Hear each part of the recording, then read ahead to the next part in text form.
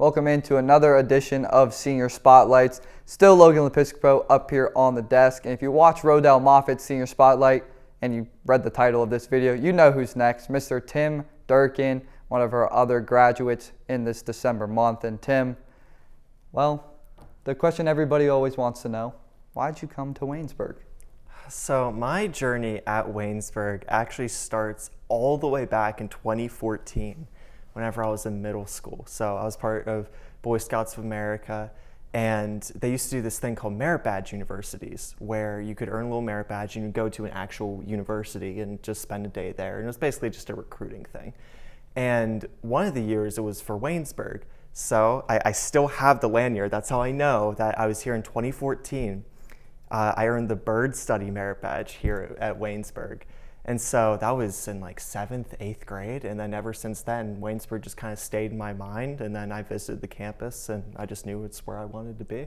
And we've talked before about, coming to Waynesburg, what the goals were. You came in undecided, but obviously you're here now on the WCTV page for your Senior Spotlight. You chose the communication field. What really brought you into wanting to be in this field? Yeah, so just as like you mentioned, I had no clue what I wanted to do whenever I first got here. It wasn't until, I want to say, my spring of my freshman year where I really started to get an idea of what I wanted to do. Originally, I wanted to be an English major, but then I eventually kind of transitioned to comm. And there is a moment whenever I knew I wanted to be a comm major, and I've told you this, but for everyone watching, it was my spring of my freshman year. I took this class, Intro to Public Relations, with Professor Krause, and like the second or third week, he had us do presentations on just a company and their PR tactics. And I really like presentations. It's half of why I'm a comm major. I just love them. And so I went up there and nobody really knew who I was. I was just a quiet guy, as I am now. And I just do this presentation and everyone is just kind of shell-shocked. They're like, wow, I had no idea that he was like that. And then later that week, Professor Krause pulled me out of class and he was like, hey, I just want to let you know, like, I was really, really impressed by what you did there. And I can't wait to see what you do in this department. And that really made me feel valued and made me think maybe this is the path for me. And upon deciding to come into the communications department, you now have a major and your minor, and you still kept that English in you a little bit, yeah. And you've kept many titles here in the comm department. You're producing a newscast now, the news director, helping with the journey, helping with the Yellow Jacket. I could go on and on. Mm-hmm. What made you want to take on so many roles and juggle so many balls at once? So it's really just the idea that I never want to look back on my life whenever I'm like 60 or 70 and just say, what if? Like, what if I had done that? I want to take every opportunity that I can get and really just make this college experience special.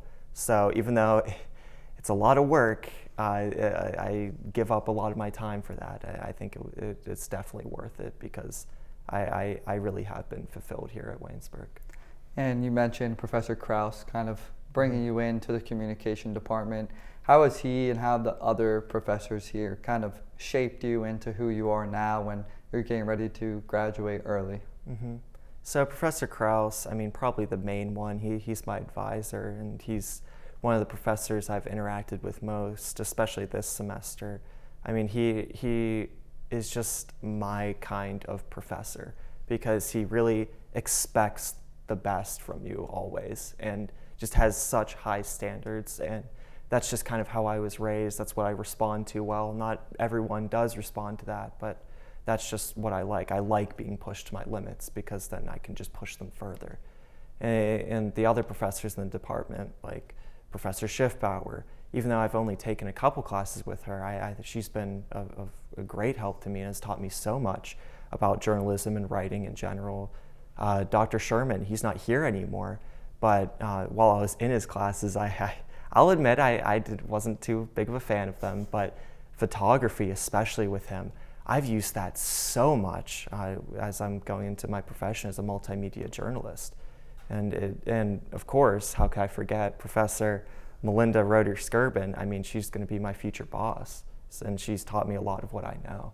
So we may not have the biggest faculty group up here, but I think it's quality over quantity. So you hinted to the fact you'll be continuing with Melinda at WTAJ. Before you decided to go there and end up being that's your destination, what was it like in the application process, searching for a job and trying to find a new home for yourself?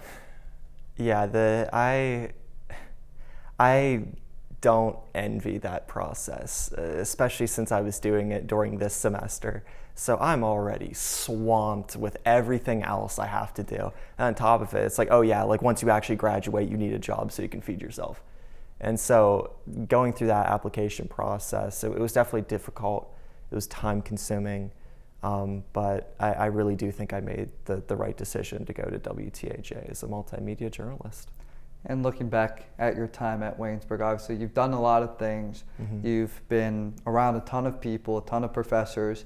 If you had to pick maybe one thing, maybe a couple of things, what would you say is one memory from the department that you're going to take on and just remember forever? So we knew this was coming up, so I've been thinking about this for like a week. I wasn't about to not have an answer for this one.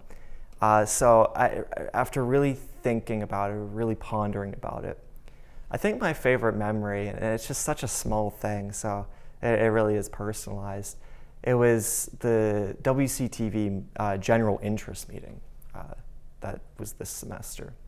And it wasn't even anything that happened in the meeting. It was before the meeting. I was in Melinda's office just saying hello, catching up with some people. And it was actually you that came in and was like, hey, Tim, we need you in there. We're about to start. And it just kind of made me think, like, yeah, they can't start without me.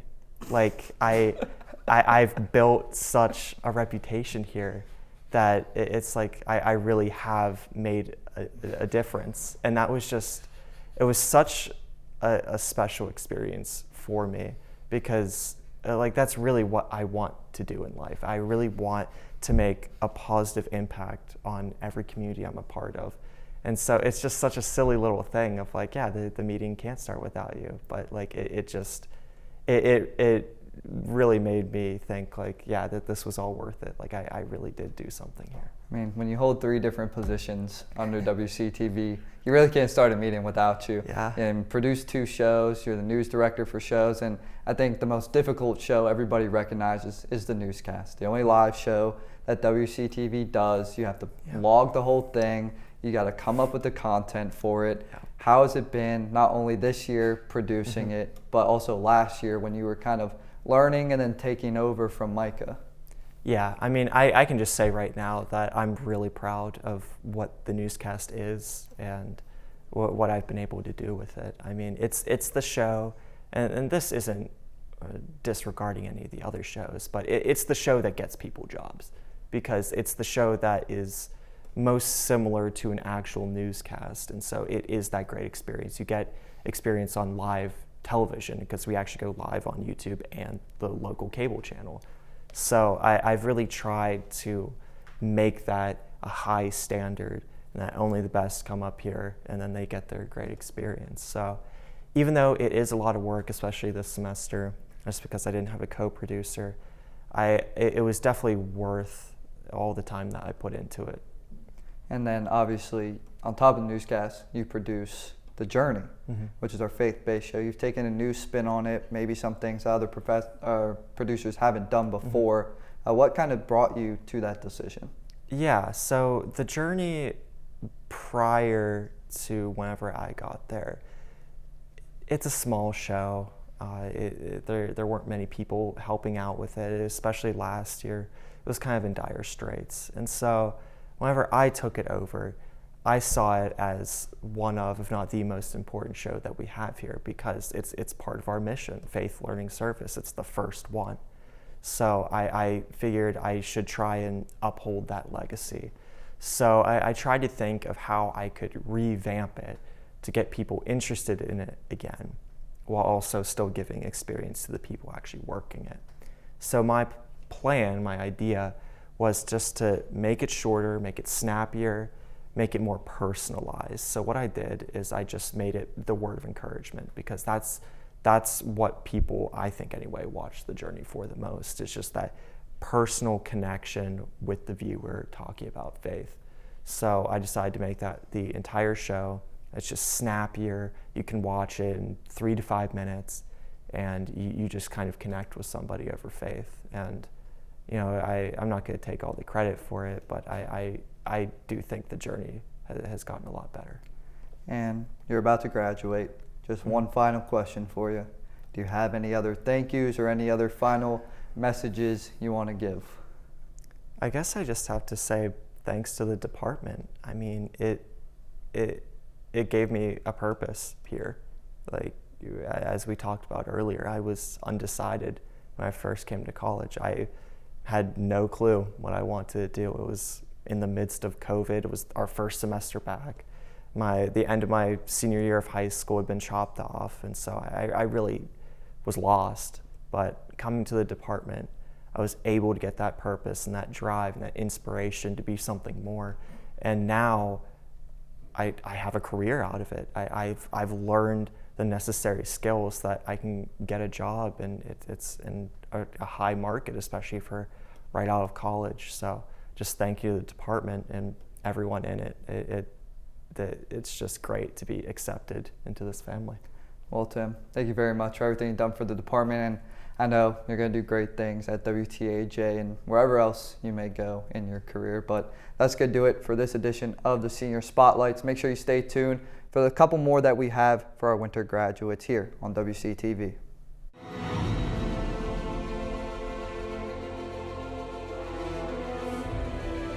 This has been a production of Waynesburg Community Television.